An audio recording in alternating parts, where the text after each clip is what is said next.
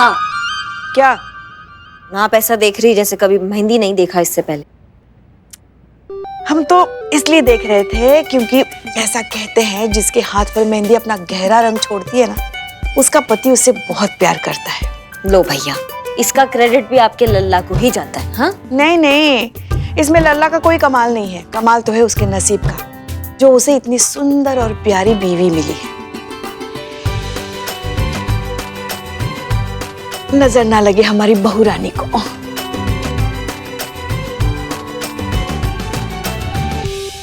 संतू, संतू जल्दी फोन लगाओ, हॉस्पिटल में फोन लगाओ, पुष्पा जी का तबीयत बिगड़ रहा है, कैरेक्टर से बाहर जा रही है, जल्दी करो। हाँ। चलो बहुत हुआ ये सब, चंद्रिका को फोन लगाते हैं, उसको बताते हैं कि वो अपना पति को गलत समझ रही थी और गलती तो उस टोपा, उस जासूस की है। हाँ नहीं करिश्मा सिंह, आप ऐसा कुछ नहीं करेंगी, क्योंकि हमारे हिसाब से ये केस अभी खत्म नहीं हुआ है।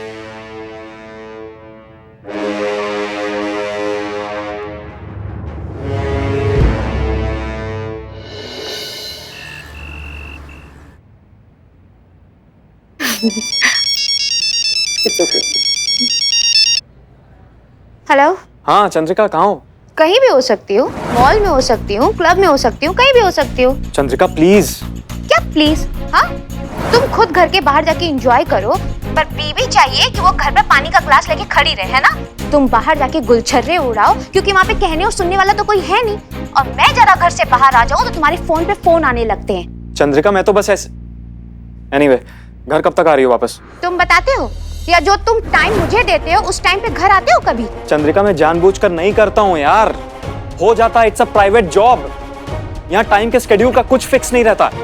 काश तुम समझ पाती। मतलब मैं ना समझूं? हाँ, अरे मैंने ऐसा कब कहा? नहीं नहीं नहीं नहीं, मतलब तो तुम्हारा वही था ना, इनडायरेक्टली ही सही। कह तो मुझे बेवकूफी रहे हो ना। अरे चंद्रिका ऐसा कुछ नहीं है। मैं अच्छा चलो ठीक है, मैं 9 बजे तक आ जाऊंगी, मैं बहुत बिजी हूँ, बाय। हेलो। क्या हुआ, सब ठीक है ना? कुछ नहीं यार, रोहित का फोन था, वही बस पूछ रहा था कहाँ हो तुम। हाँ तो बता देती कहाँ हो। क्या तुम भी? हाँ मैं बता देती, जिससे उसको एग्जैक्टली आइडिया हो जाता कि मैं कहाँ हूँ, घर पहुँचने में मुझे कितना टाइम लगेगा। हाँ, ताकि वो आराम से रिलैक्स होके अपनी पूरी रंगरेलिया प्लान कर ले। इतनी भी बेवकूफ नहीं हूँ मैं, मुझे जिसे पकड़ना होता है ना, मैं डायरेक्ट अटैक करती हूँ। मैम आपकी गाड़ी बाहर आ गई है। Okay thank you. ओ भरजाई जी, ओ बल्ले बल्ले बल्ले बल्ले बल्ले बल्ले, तुसी इत्थे हो? आप कौन? मुझे नहीं पहचाना? बलविंदर, बल्लू जी, आपके रोहित का जिगरी यार वही। मैं तो साहब के ऑफिस के पार्टी में मिले थी जी, अभी भी नहीं पहचाना? सॉरी पर मुझे याद नहीं आ रहा है। भरजाई जी क्या गल कर रही हो?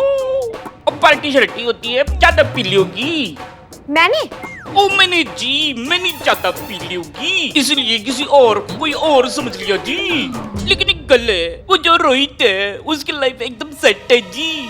और देखिए जी, रोहित ने क्या किया है, इस होटल में मिस्टर एंड मिसेस शुक्ला के नाम से बढ़िया सा एकदम स्वीट बुक कर लिया है। क्या बकवास कर रहे हो? हाँ मैंने देखा है, रोहित ने वो रिसेप्शन से रूम नंबर 102 की चाबी दिया। ओ सेकंड हैंड हनीमून मुबारक।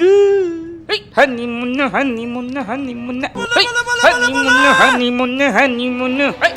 अच्छा तो ये बात है, रोहित और उसकी बॉस यहाँ पर आए हुए हैं, दोनों यहाँ पर रात गुजारने का प्लान बनाकर आए हैं। रूम नंबर 102 में है ना दोनों, इसीलिए पूछ रहा था ना कि तुम कहाँ हो। मिस्टर रोहित, तुम तो गए आज तो मैं तुम्हें देखती हूँ। काम हो गया है, तीर एकदम निशाने पे लगा है मैडम। बहुत बढ़िया, मतलब प्लान बिल्कुल हिसाब से चल रहा है, जैसा सोचा है बिल्कुल वैसा ही हो रहा है। अब चीता अपना काम ठीक से कर देना तो बस ये कहानी जो है ना इस केस का खत्म हो जाएगा। पर जब मैडम सर ने कहा ना कि चंद्रिका को कुछ नहीं बताना, ये केस सॉल्व नहीं हुआ है, मेरा तो मतलब दिमाग का फ्यूज ही उड़ गया था, कुछ समझ ही नहीं आ रहा था। तुम्हारा तो ठीक है संतू, हमें भी कुछ समझ में नहीं आया। उसके बाद मैडम सर ने मुझे समझाया कि असल मायने में ये केस तभी सॉल्व होगा जब चंद्रिका के दिमाग से वो शक का भूत उतरेगा। पुष्पा जी हाँ हाँ ठीक है संतू, ठीक है। और वैसे भी आज ये डिटेक्टिव योगी उसका फायदा उठा रहा है, कल कोई और उठाएगा। शक के मारे इंसान का तो दुनिया में हर कोई फायदा उठाना चाहता है। ये बात चंद्रिका को समझानी होगी कि शक का जो तूफान है बसी बसाई गृहस्थी उजाड़ डालता है। अब हमारे लल्ला के पप्पा को ही देखो, जवानी में मक्खियों की तरह भिनभिनाती थी सुंदर सुंदर लड़कियां उनके इर्द गिर्द, हैंडसम ही इतने थे।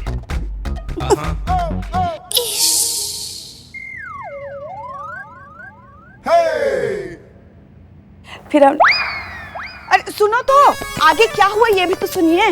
फिर हमने लल्ला के पापा से कह दिया अगर आपने किसी के साथ भी चक्कर चलाने के बारे में सोचा भी ना तो हम बालकनी से कूदकर हमारी जान दे देंगे। फिर क्या, उन्होंने घर ग्राउंड फ्लोर पे ले लिया।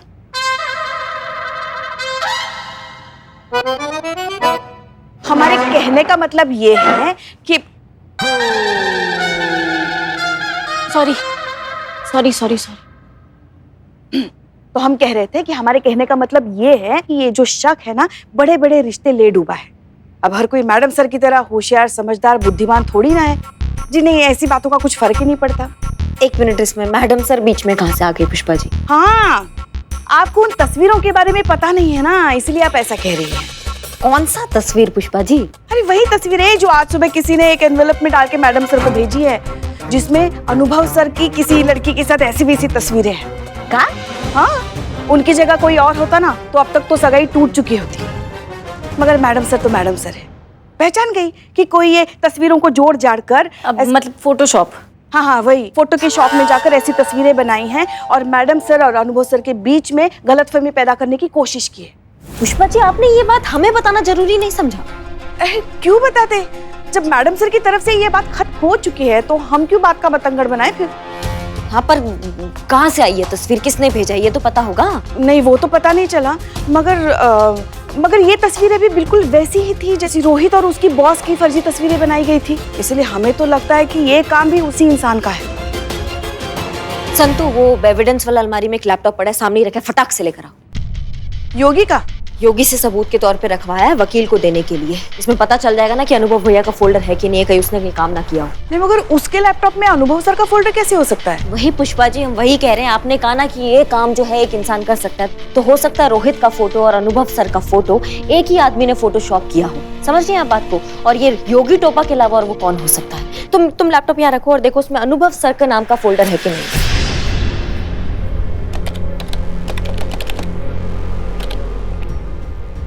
ये एक मिनट, ये रहा, अनुभव सर की फोटोज भी है।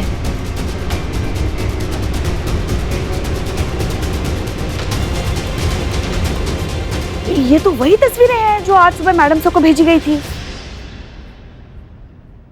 इससे एटलीस्ट ये पता चल गया कि ये दोनों काम एक ही आदमी योगी का है। अभी ये पता लगाना है कि ये करवा कौन रहा है उससे। अब जब मुर्गी हमारे हाथ में आ गई है ना, तो मुर्गी बताएगी कि उसने अंडा कहाँ दिया है। ये योगी का बच्चा ही बताएगा कि किस टोपा इंसान ने उससे ये घटिया काम करवाया है। नहीं, मगर योगी को तो बड़े लॉकअप भेज दिया गया है ना। बस पुष्पा जी, एक बार ये चीते का सेटअप निपट जाए, केस किनारे लग जाए, फिर हम अपने तरीका से निपटेंगे इस योगी के बच्चे से। चीते का माई कौन हो गया? हो गया?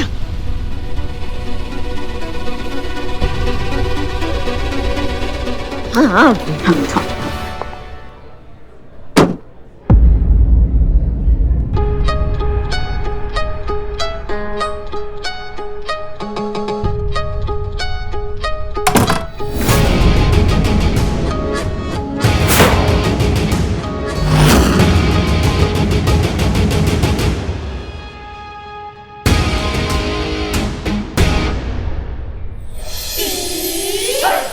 चांदनी, हमारा चांदनी, किधर था तुम? किधर था? तुम्हारा इंतजार में हम पानी पानी हो गया। ए हेलो, मैं कोई चांदनी वानी नहीं हूँ। और तुम कौन हो? कहाँ घुसे आ रहे हो? हम वही है जिसने तुमको हायर किया है। दिमाग खराब है क्या? खानदानी परिवार की शादीशुदा औरत हूँ मैं। पता चला था कि मेरा पति अपने बॉस के साथ यहाँ पे रंगरेलियां मनाने आया था तो सिर्फ रंगे हाथ पकड़ने आई थी, पर शायद गलत कमरे में आ गई। गलत कमरा? अरे कोमलिका, अरे ओ जुलिका, दिले बहाड़ गुले गुलजड़ ये दरवाजा ऑटोमेटिक है। जब भी कोई इंसान इस दरवाजे से अंदर आता है ये ऑटोमेटिकली धपक करके बंद हो जाता है। तो खुलता भी तो होगा ना किसी तरह। खुलता है ना, ये खुलता है चाबी से। तो चाबी कहाँ है? चाबी? ए चाबी तो बाहर छूट गया। हाँ चाबी हमारे सामान के साथ बाहर छूट गया। पर तुम चिंता मत करो कोमलिका, हमारे गाड़ी भाव देखो, हम तुमको बता रहे हैं होटल का भाई बंधु लोग आएगा, वो लोग दरवाजे तोड़ेगा, उसके बाद से ही दरवाजा खुल सकता है। ऐसा कोई चांस नहीं है। साड़े सुनो तो, अरे किधर जा रहा है तुम?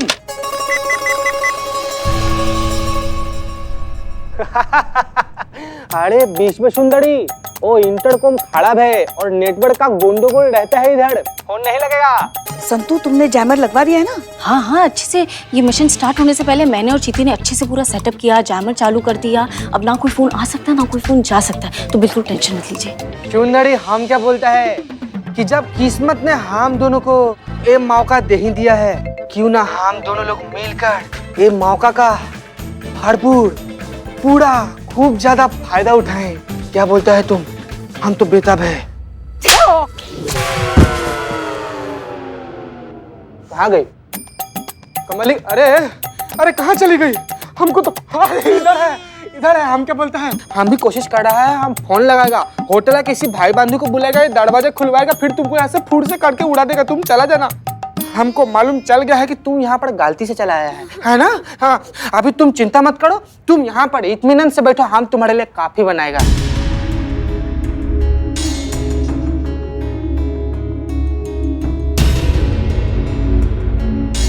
बीच में सुंदरी, हम तुम्हारे लिए कॉफी लेकर आया है, एक कॉफी पियो।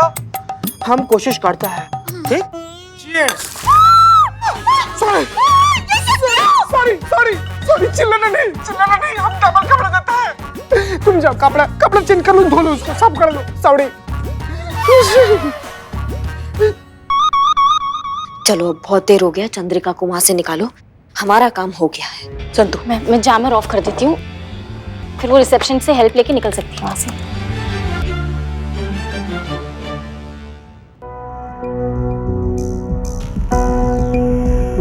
फोन ही नहीं उठा रही।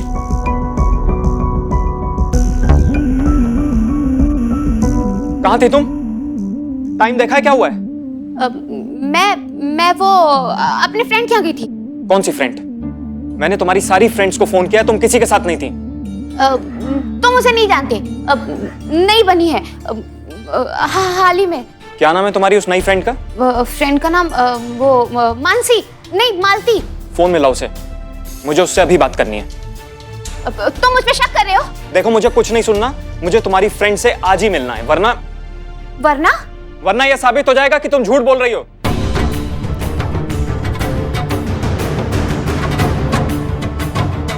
आज ही का दोस्त कहां से पैदा करूं?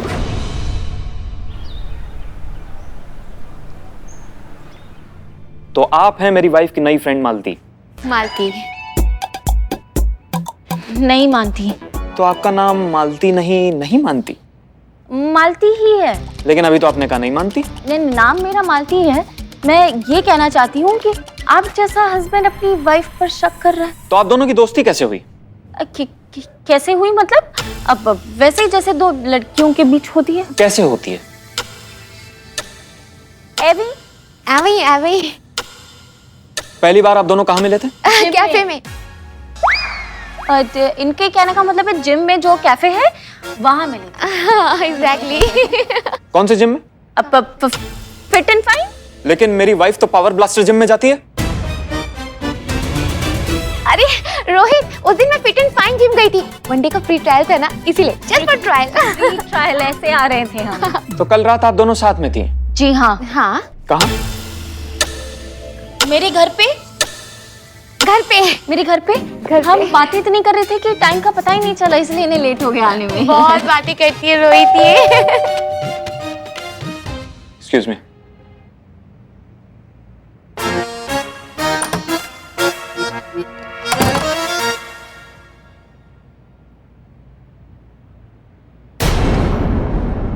क्या हुआ रोहित?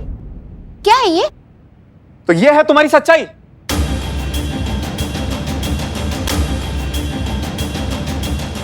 तो कल रात तुम अपनी सहेली के साथ नहीं, इस आदमी के साथ थी होटल के रूम में।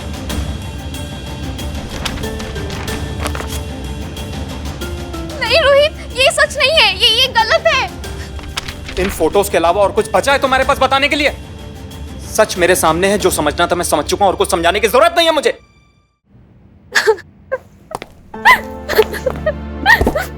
Thank you. चंद्रिका, तुमने रोहित से झूठ कहा ही क्यों? शुरुआत से ही उसे सच बता देती। कैसे बताती मैडम सर, कहानी में फच्चर इतने सारे थे ना। अब कल कोई फोन खराब दिवस तो था नहीं कि भाई जिस होटल के कमरे में ये थी वहां का इंटरकॉम, इनका फोन, जिस आदमी के साथ थी उसका फोन, सबके फोन खराब हो गए थे। जो रोहित मान लेता है ये बात, नहीं ना मानेगा।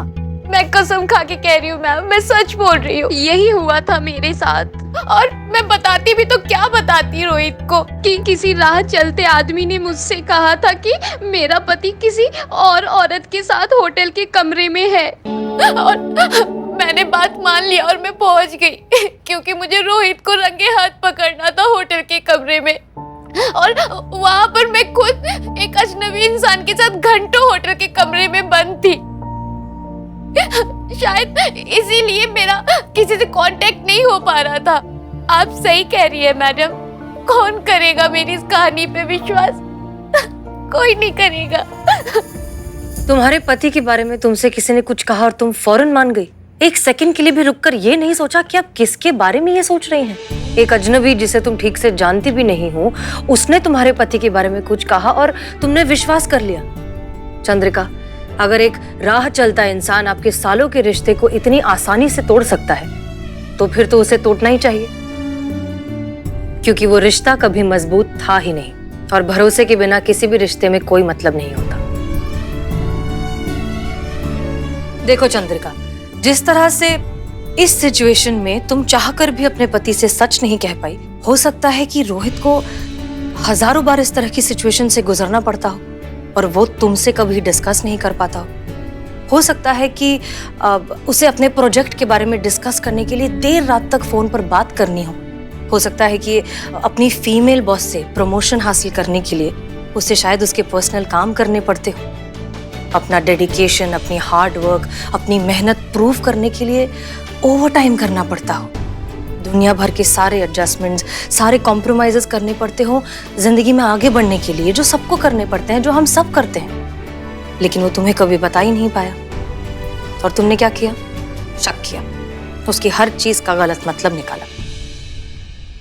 जानती हो, एक ही चीज है जो हमें बेईमान होने से रोकती है, किसी का हम पर पूरा भरोसा, किसी का हम पर अटूट विश्वास। उस भरोसे को, उस इंसान को खोने का डर ही हमें ईमानदार बनाए रखता है। एक भरोसा ही है जिसकी वजह से हम हमारी हदें कभी पार नहीं करते। अब अगर वो ही नहीं रहा तो फिर किस नाम का रिश्ता? चंद्रिका, तजुर्बा कहता है हमारा कि जितनी जरूरत हमें रिश्तों की होती है उतनी ही जरूरत रिश्तों को हमारी भी होती है। इसलिए बहुत जरूरी होता है अपने रिश्तों को संभाल कर रखना, सहेज कर रखना और इस शक की गंदी बीमारी से हमेशा बचा कर रखना। तुम्हारे प्राइवेट डिटेक्टिव योगी ने हमेशा तुम्हें बेवकूफ बनाया। ये लीजिए, ये है ओरिजिनल फोटोज और ये है फोटोशॉप की हुई फोटो।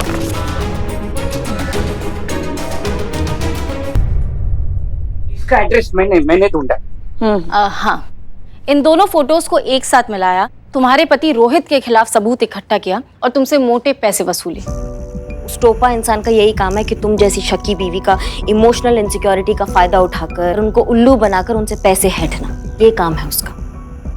सब कुछ बर्बाद कर दिया मैंने। रोहित जैसे अच्छे इंसान को खो दिया। सब मेरी गलती है। कैसे मेरे जैसी पत्नी अपनी ईमानदारी पे भरोसा दिला सकती है जो खुद अपने पति पे भरोसा ना करती हो? सब मेरी गलती है। मुझे तुम पे पूरा भरोसा है चंद्रिका।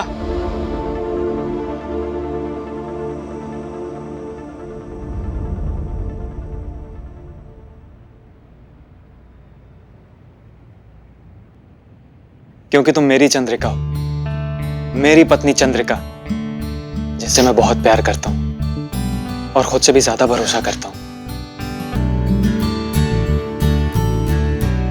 हैरान होने की जरूरत नहीं है। ये फोटोज भी उसी तरह से फर्जी हैं जैसे मेरी फोटोज थी। और इन फोटोज में जो आदमी है वो हम थे, रेस्पेक्टेड कांस्टेबल श्री चीता चतुर्वेदी जी, थाना स्टाफ, महिला पुलिस थाना। Thank you madam sir. हाँ चंद्रिका, ये एक छोटा सा नाटक था। हम इस योगी डिटेक्टिव को तो पहले ही पकड़ चुके थे, लेकिन हमारा असली मकसद था तुम्हारी आंखें खोलना, तुम्हारी मैरिड लाइफ बचाना और इस शक के कीड़े से तुम्हें जिंदगी भर के लिए बचाना। इलाज हो गया मैडम, मरीज ठीक हो गया। थैंक यू मैडम, बहुत बहुत शुक्रिया आप लोगों का। ऐसा इलाज इस थाने में ही मुमकिन था। आई एम सॉरी, अब कभी शक नहीं करूंगी, आई प्रॉमिस।